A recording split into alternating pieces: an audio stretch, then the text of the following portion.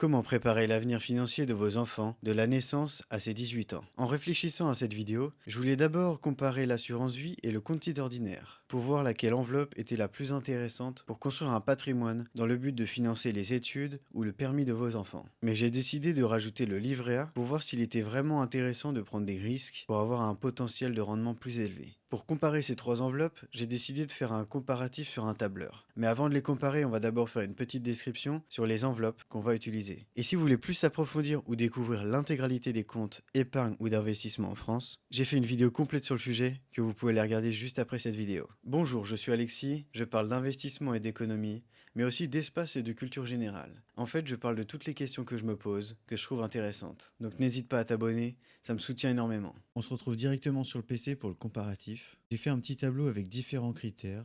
Donc au premier, on a le risque, ensuite le potentiel de rendement, le plafond de chaque enveloppe, la garantie en cas de faillite de l'établissement qui a votre argent, ensuite la disponibilité des liquidités, donc en combien de temps on peut récupérer notre argent, et la fiscalité. Et pour finir, on aura les avantages et les inconvénients de chaque enveloppe. Alors pour la première enveloppe, on va commencer par le livret A. Il ne représente aucun risque en capital, c'est-à-dire que le montant en euros ne pourra jamais baisser. On va voir pourquoi j'ai formulé ma phrase comme ceci dans les inconvénients. Il a un plafond de 22 950 euros et les fonds sont garantis par l'État à hauteur de 100 000 euros par banque et par personne. Les liquidités sont disponibles à tout moment, mais avec un rendement très faible. Et au niveau de la fiscalité, les intérêts sont exonérés d'impôts sur le revenu et de prélèvements sociaux. Après, pour les avantages et les inconvénients, j'ai été obligé de remettre les éléments de la liste des critères, car j'ai tout simplement pas trouvé d'autres avantages au livret A. Donc si vous avez d'autres idées à ajouter, vous pouvez me le dire en commentaire. Du coup, j'ai mis que le capital est garanti, les retraits sont libres et instantanés, et qu'il ne représente aucun risque, mais ce n'est pas forcément vrai. On va voir pourquoi dans les inconvénients. Du coup, pour compléter le aucun risque, le premier inconvénient est que vous perdez en pouvoir d'achat, car le taux d'intérêt ne compense pas l'effet de l'inflation. Pour faire simple, si votre objectif est d'acheter une voiture à 10 000 euros et que sur votre livret A vous avez 9 900 euros, si votre livret A a un taux de rendement de 1,9% et que le taux d'inflation est de 2%, vous ne pourrez tout simplement jamais acheter votre voiture, parce que le prix de la voiture va augmenter plus vite que le capital que vous aurez sur votre livret A. Et du coup, en deuxième inconvénient, j'ai mis que le rendement est trop faible pour se construire un patrimoine sur le long terme.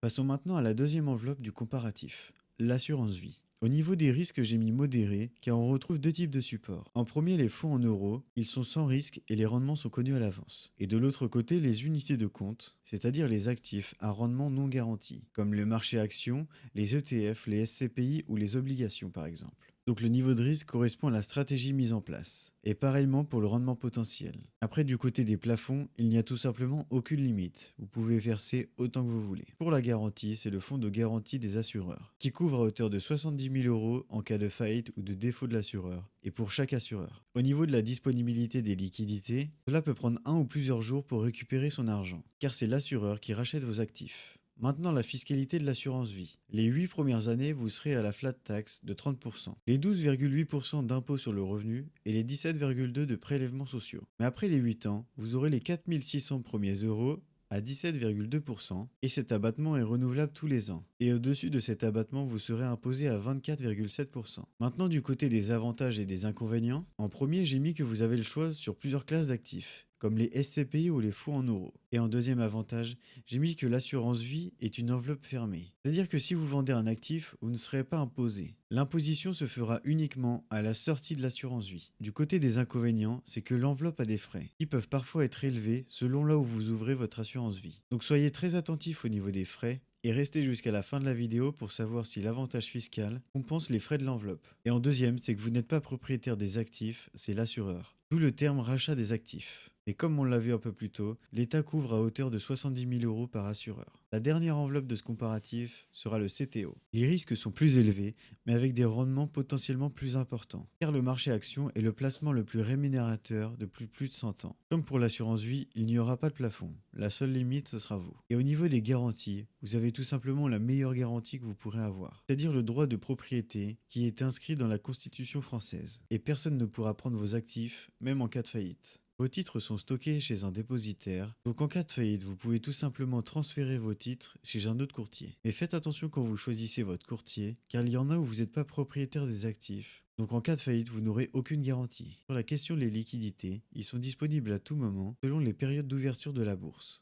et son taux d'imposition est tout simplement la flat tax de 30%. Mais si votre taux marginal d'imposition est de 0 ou 11%, vous pouvez opter pour le barème progressif de l'impôt sur le revenu. Passons maintenant aux avantages et inconvénients que j'ai trouvés pour le CTO. En premier, j'ai mis qu'il n'avait aucun frais comparé à l'assurance vie, hors les frais d'ordre bien sûr. En deuxième, on peut investir sur tous les marchés mondiaux, mais uniquement sur les produits cotés en bourse. Et le point négatif en comparant avec l'assurance vie, c'est qu'il y a une fiscalité immédiate sur les plus-values et les dividendes. Et bien sûr, il y a un risque de perte en capital sur l'assurance vie et le compte titre, car les rendements ne sont pas garantis. Si vous voulez vraiment les informations complètes de tous les comptes disponibles en France, j'ai fait une vidéo sur le sujet que vous pourrez aller voir juste après celle-ci. Avant d'introduire le tableur, j'ai envie de parler du couple inséparable dans la finance. Le couple rendement-risque est au cœur de chaque stratégie d'investissement. Plus un placement offre un rendement potentiel élevé, plus le risque de perte en capital augmente. A l'inverse, les placements les plus sûrs offrent une stabilité rassurante, mais des gains limités. Investir, c'est donc accepter qu'il n'y a pas de performance sans prise de risque. L'objectif est de trouver le bon compromis entre sécurité et rentabilité, en fonction de son profil d'investisseur et de ses projets financiers. On se retrouve enfin sur le tableur pour pouvoir comparer les trois enveloppes avec des calculs. Tout d'abord, toutes les cases qui sont en couleur, vous pouvez les modifier et les adapter à chaque situation. La case en jaune, c'est pour les performances du livret A. J'ai pris 1,9% car c'est la moyenne des 20 dernières années selon la Banque de France. Je mettrai en description toutes les ressources que j'ai utilisées pour être 100% transparent avec vous. Après, pour la performance des actifs, j'ai pris 7% de performance moyenne, car j'ai tout simplement cherché l'indice boursier le plus large possible et j'ai trouvé le MSCI World ACWI. Le ACWI signifie All Country World Index, pour l'indice de tous les pays du monde, qui regroupe les 23 pays développés du MSCI World et les 24 pays dits en voie de développement, comme la Chine et l'Inde par exemple. Il regroupe plus de 2500 entreprises et avec environ 85% des entreprises cotées du monde. En gros, c'est le MSCI World et le MSCI Emerging Market réunis. Il a une performance de plus de 8,6% annualisée depuis 1987, mais j'ai pris 7% pour avoir une marge de sécurité. Pour l'investissement mensuel, j'ai pris 100 € car c'est le montant le plus probable que vous pourrez mettre de côté. Mais comme je l'ai dit avant, vous pourrez l'adapter à votre situation car je mettrai le lien en description.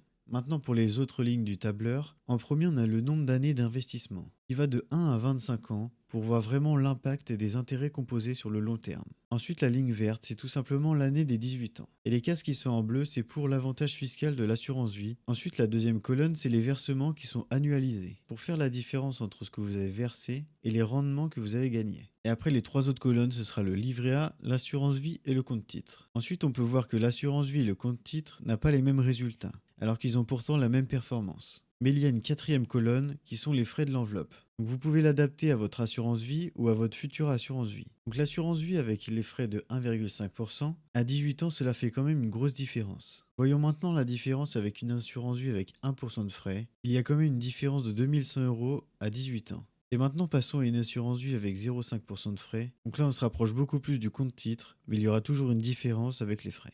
Donc maintenant passons au deuxième tableur pour voir combien vous aurez d'argent après l'imposition. Donc sur celui-ci, je me suis arrêté à 18 ans, car c'est vraiment l'objectif de cette vidéo. Sur le tableau de droite, ça va être les montants après impôt.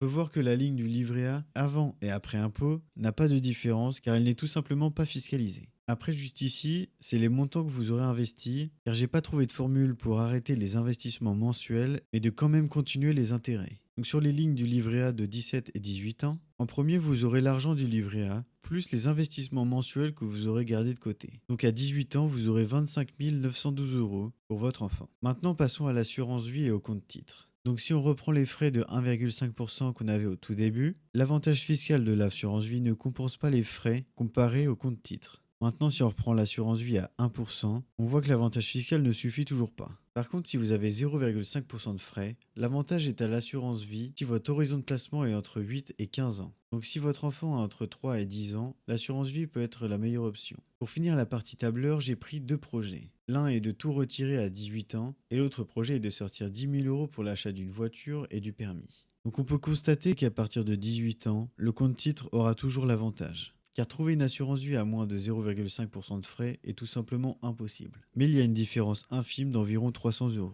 Donc si vous sortez tout à partir de 18 ans, sur votre livret A, vous aurez 25 912 €. Sur l'assurance vie, 36 755 €. Et sur le compte titre, vous aurez 37 038 €.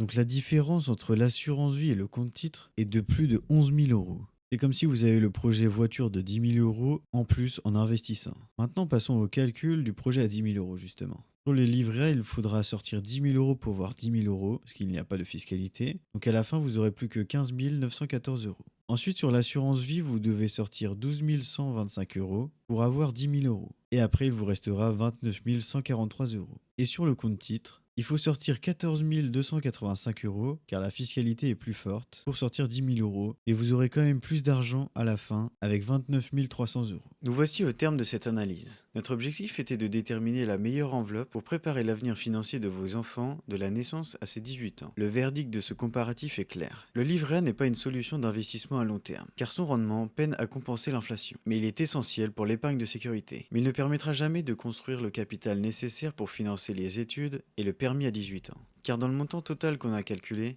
il faut aussi prendre l'effet de l'inflation. Et si on a 2% d'inflation en moyenne par an, on aura juste perdu du pouvoir d'achat avec le livret A. Donc il n'est pas du tout fait pour le long terme. La véritable compétition se situe entre l'assurance vie et le compte titre. Le CTO est le champion de la simplicité et de la rentabilité brute, sans frais d'enveloppe mais avec une fiscalité immédiate de 30%. Il se révèle quand même l'option la plus performante, sauf si votre horizon d'investissement est entre 8 et 15 ans, vous pouvez opter pour l'assurance vie si elle ne dépasse pas 0,5% de frais par an. Mais l'assurance vie peut quand même être une bonne alternative. Si vous voulez changer de stratégie en fonction du rapprochement de la date de sortie de votre argent, car tout laisser en bourse peut être risqué, car il peut y avoir de grosses fluctuations juste au moment de la sortie et du coup une perte de capital. Donc vendre une partie des ETF quand on se rapproche du moment de sortie pour basculer vers des actifs moins volatiles, et c'est là que l'avantage de l'enveloppe fermée de l'assurance vie entre en jeu, car vendre des actifs ne déclenchera pas l'imposition, contrairement au CTO. Mais si vous avez un profil plus offensif et vous choisissez d'optimiser au maximum la puissance de la bourse, vous pouvez rester sur cette classe d'actifs. Tout dépend de votre stratégie et l'objectif de cet argent. Ce sera peut-être même votre enfant qui prendra la décision, avec l'éducation financière que vous lui aurez transmise. Il y a une dernière chose très importante à savoir sur le compte titre. Il a un avantage sur la transmission. Quand vous allez la donner à votre héritier, il y aura ce qu'on appelle la purge des dividendes. Pour faire simple, si vous avez fait 10 000 euros de plus-value, cette plus-value sera annulée pour le bénéficiaire. Et s'il veut vendre le titre, ce qui n'est pas obligé de faire, il ne payera pas les 30% d'impôts prévus initialement, car il n'y aura plus de plus-value latente. Donc cela peut être une très bonne solution, mais c'est à vous de voir. Et voilà, c'est la fin de la vidéo, j'espère qu'elle vous aura plu. Si vous ne savez pas quoi prendre comme ETF, j'ai fait 2 vidéos dessus. Une pour les marchés européens et une autre pour les marchés américains. Merci d'avoir regardé, like la vidéo et partage-la pour me soutenir. Merci. Allez, salut.